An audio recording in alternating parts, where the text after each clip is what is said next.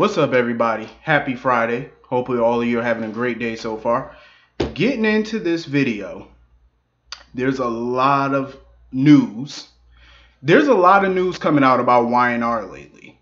A lot of news. Some good, some maybe potentially good, some bad. It's just a lot of shit. First of all, Christelle Khalil. She's played Lily Winters Ashby for what, 16 years? And she finally decided to just go to recurring status. Some people blame Mal Young for it. Some people blame CBS for it. But according to her, the actress herself, it was a decision that she's been thinking about doing for 2 years now, since 2016. She's been thinking about it for a while. Because she's ready for a change. What some people need to realize is when you're on a soap opera for so long and you've played the same character for over a decade, it's not that you get bored with the character, it's just that you're ready to do different characters. You know what I'm saying? Like sometimes you're ready to play a cop, you're ready to play a villain, you're ready to play a doctor, you're ready to play an astronaut, whatever it is you want to play in the acting field. You just want more challenges, more different roles. You don't want to get complacent and play the same role every day, every year, all year round. You kind of get a little burnt out and a little tired of doing it. So I can't say that I blame her for wanting to go to recurring. It's not like she chose to up and leave the show altogether. Like she said it herself. She loves playing the role of Lily. She doesn't want to leave the show. She just wants, and also what played a factor into her going to recurring is because she has a young son. And she does want to spend more time with her son. So I definitely respect that. Can't be mad at that. It just is what it is. Sometimes you have to make decisions that are best for you and your family and stuff like that. So anyway, good luck to Christelle Khalil in her new ventures. Moving on from that, we finally hear from Mal Young, the executive producer, as to why he killed off Hillary Curtis, Michelle Morgan's character of Hillary. And Mal Young simply, according to him, Michelle came to him and said she was ready to move on and do different things. This is all according to him. He simply asked her, do you plan on coming back? Like, are you ever do you plan on coming back to the show? According to him, she said no. So when she said no, he basically went to CBS and Sony and told them that he wanted to kill the character off. Because according to him, he didn't see any other actress playing the Hillary character. Honestly, I can't blame Mal Young for making that decision. I hate that he killed her off. But at that point, if she gave you an indication that she was not planning to come back, then he felt he had to do what he had to do. I still don't agree with killing her off, though. Even if she says she doesn't want to come back now, you never know what can happen a year from now, 2 years from now. People change their mind all the time. You know what I mean? There's plenty of people who left soap operas and said, oh, I'm not coming back. But after some time, they came back. You know what I mean? I wouldn't have killed the character off. But he felt like there was no other actress to play that character. And I have to agree with him on that. So he made the decision to kill her off. He wanted to give her the biggest exit story that he can give her. And I mean, I respect it. I don't agree with it, but I respect it. You had to do what you had to do. You know what I mean? Michelle understood. She was like, okay, cool. This is what you want to do. I'm down. I still, and she even said it. It was a lot of reasons why she quit Y&R because, she wanted to do prime time and do other gigs and stuff. Part of it, from what I heard, was it was obviously a money part. She's been on that show 5 years. She's worked her ass off on this show. She has. She's given it her all. She played the hell out of Hillary. Hillary was the character most people love to hate. You know what I'm saying? I was one of them. I loved her character, and sometimes I couldn't stand her. But I think she killed that character. She just was brilliant in the role. And, she just wanted a pay raise from what I heard, allegedly. And, they wouldn't give it to her, so it played a factor in her leaving. So I understand why she did what she felt she had to do, and I wish her the best in all her future projects. I hope to see her in a lot of primetime stuff like Suits, USA Network, all these primetime shows, I would love to see her up there because I think anybody who gets her is lucky because she's a damn phenomenal actress. Damn good. So anybody who gets her, you're lucky. Moving on from that, Y&R has casted a new actress. Well, not a new actress maybe, but a new character. Sasha Callie. I think that's how they pronounce her last name. Callie or Callie, Call, something like that. So anyway, she's coming in as Lola. Lola is apparently Arturo and Ray's sister. Because remember a few months back when not Lily, Abby found that bra in Arturo's couch cushion and he said that bra belonged to his sister, Lola.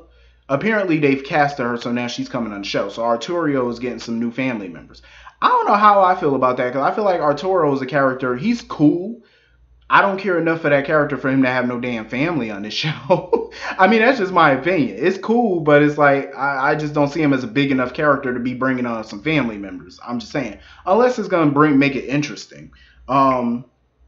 With any luck, they do make it interesting. But anyway, another person who's joined the show is Elise Hunter or Alice Hunter. She's joining the show as Carrie Jones. So her character, Carrie Jones, is sweet, but she's willing to cross a few lines. She's going to be, I guess, a new Jabot employee who will also be tangling it up with Newman Enterprises as well. So that's going to be some pretty interesting shit. She's a gorgeous woman. I believe they said she's from England and Australia. She's very beautiful lady. So I can't wait. Hopefully she got an accent. That'd be hot. I mean, she's hot, but that'd make her even hotter. She got a hot accent. She's a beautiful lady, very beautiful. So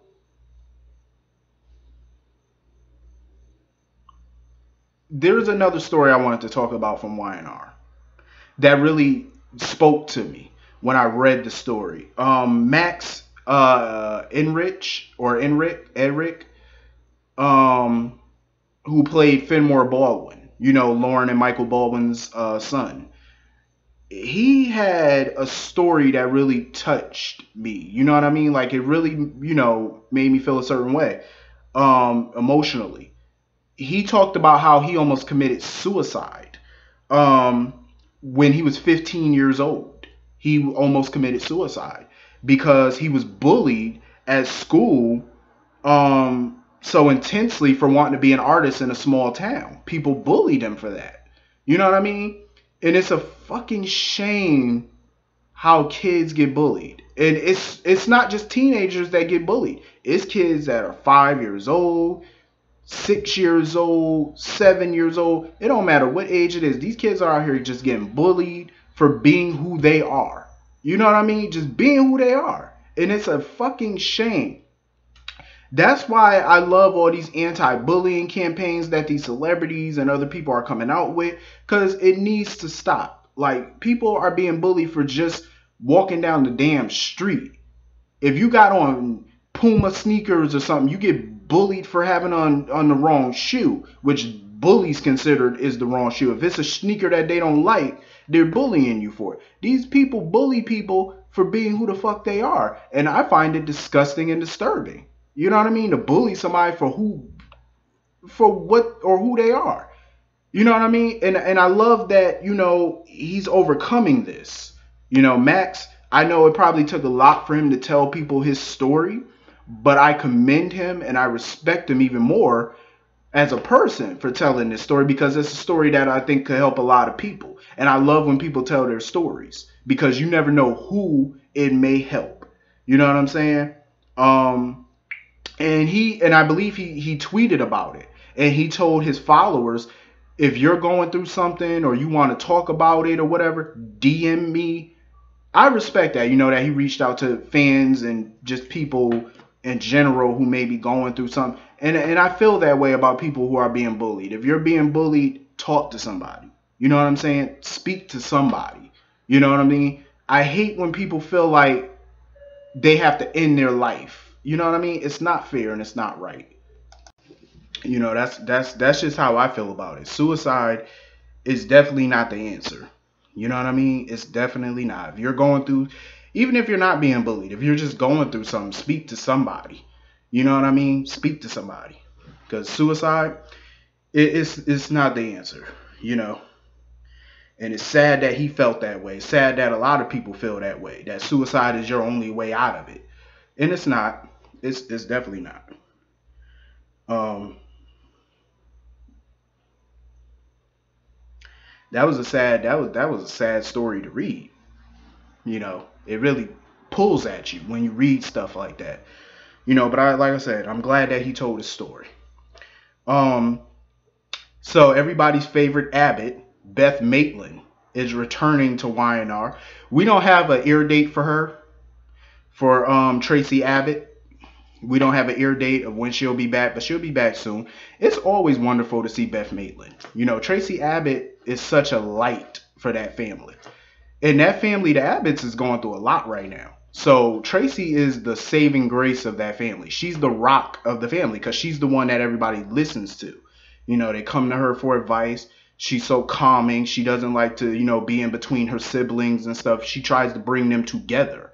You know, she's the rock of the family. She's basically the female John Abbott because that's what John always wanted, the family to be together. You know what I mean? It's going to be amazing to see Beth Maitland. It always is amazing to see her. Um, so anyway, moving on from that, there was a story. I'm trying to see if I can find it because I want to remember it. Let me see if I can find it. Because there was a story that just, oh, I don't know if you all remember Sean Young. Sean Young, who played Maggie McLean. Remember her from 8 years ago? She had that storyline where she was helping Deacon Sharp break up Victor and Nikki, and Victor pretended to marry her so she could go to prison and stuff like that because she killed Murphy's son. You know, Murphy, Catherine's husband. Um, Sean Young is wanted for questioning in a burglary. When I read that story, I said, "Wow." You know what I mean? It was insane when I read that she was wanted for that crime. I said, "Are you serious?" Because I've read a couple of actors who've actually been in legal trouble. Um, she's wanted in New York City. Um, Something about allegedly breaking into a film office because she was slated to direct a film, but was fired because of claims that she took two Mac Pro laptops containing production software. I was like, wow, really? Um, so they want her for questioning on that. She might as well just turn herself in because I'm like, it ain't no sense in running. But there's another story though. Oh, Hunter King. She's engaged. So congrats to Hunter King on that. Um, I like Hunter King. I'm not a fan of her character of Summer Newman, but I like her and I want to say congrats to her. But there was another story that came out. I don't know if anybody heard about it, but Y&R was potentially about to be sued by some anonymous woman who is, somebody said that allegedly she's a respected actress who left or got fired or quit, and she was suing Y&R, she was suing Sony, she was suing Mal Young, the executive producer and head writer of Y&R, for like abuse and verbal abuse, sexual harassment. um a lot of people suspected that it was Eileen Davidson because she recently quit. But Eileen Davidson went on Twitter. Somebody asked her that question, was it her? Eileen Davidson emphatically said, no, it's not her, it's somebody else. She just simply said no. But hopefully none of this is true, because if it is, I'm being totally objective on this. Totally objective. Because people get accused of things all the time. These are just accusations. We don't know if it's going to go to trial. We don't know, she hasn't officially, this person hasn't filed a lawsuit yet, but they're saying that they are in the process of filing it. Hopefully it's not true, because if, this is bad for Y&R. It's bad for CBS. It's bad for Sony. It's bad for business. It's bad for Mal Young. I mean, Y&R, if this thing goes to trial and they lose, Y&R could be shut down. They could actually cancel that show behind this. You know, people lose their jobs behind accusations all the time now with this whole Me Too movement. So hopefully it's not true. If it is, then the people who are responsible for this abuse and this sexual harassment, they should pay for it. They should pay. If it's true, and if it's not, shame on the person who is making these accusations for making a false accusation, because that's part of the problem with the whole Me Too movement. You get false accusations. That's like a big problem. Um. So anyway, moving on from that. Um. Stephen Nichols. Today is Stephen Nichols' last day as Steve Patch Williams. I mean Steve Patch Johnson, excuse me, from Days of Our Lives. I don't like the way Stephen Nichols was booted from the show. I still it just pisses me off because he's such a vet in the game. He's been in the game over 30 years. You know, you don't treat your vets like that. You know what I mean? They wanted him to take a 30% pay cut. He was hoping that they would have cut it in half, maybe 15%. And then when he decided to take the 30% pay cut, they just decided to just get rid of him. Even when after he finally agreed to do it, they just said, all right, we're going to take you off. I just felt like it was just a spit in his face. You know what I mean? I understand that their budget is not what it used to be. I get that. I respect that. But to treat somebody like that that's been a part of your show for a long time, that has a lot of history on that show, it's fucked up.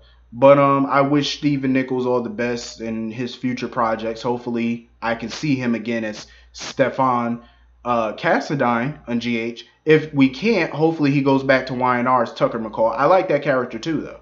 Tucker McCall. He played Catherine Chancellor's son. He's definitely needed on the show to run Chancellor. Even though we got Kane as CEO, I feel like Tucker is the real CEO of Chancellor. He should be. So anyway, on the GH side of things, there's some speculation that Haley Aaron, who plays Kiki Jerome, may be leaving GH.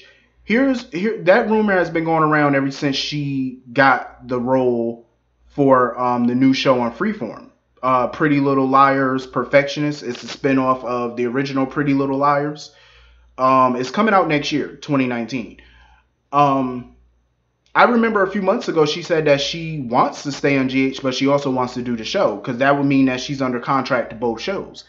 Freeform is owned by Disney. So Freeform and ABC are owned by the same company.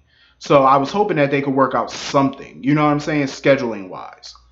But, sometimes it doesn't work out that way, because maybe Pretty Little Liars their schedule may conflict with her shooting schedule at GH. Because I know she said she wanted to do both, and I hope she can do both, because I actually do kind of like the Kiki character, and I think Haley Aaron's doing a great job in the role. So hopefully she can figure something out. If not, whatever job she decides to keep, it's not really a loss, because it's like, money is money. She's making good money probably doing both of these shows. Either one is good money, and it's great to be on TV, period. So hopefully she can work something out with ABC, Freeform, the executives. Hopefully. It would suck for her to leave, because I know she really wants to do both. So another person coming on the scene, coming back to GH, Kimberly McCullough, Robin Scorpio Drake. She will be back this fall. They still don't know, the preview said they didn't know what brings Robin back to town. I think it has something to do with Peter August, her trying to connect with Peter, because she just found out that's her brother. So of course she's going to want to meet him and know who he is. I'm looking forward to Robin coming back. It's always a treat to see Kimberly McCullough, one of my faves. So it's going to be great to see her.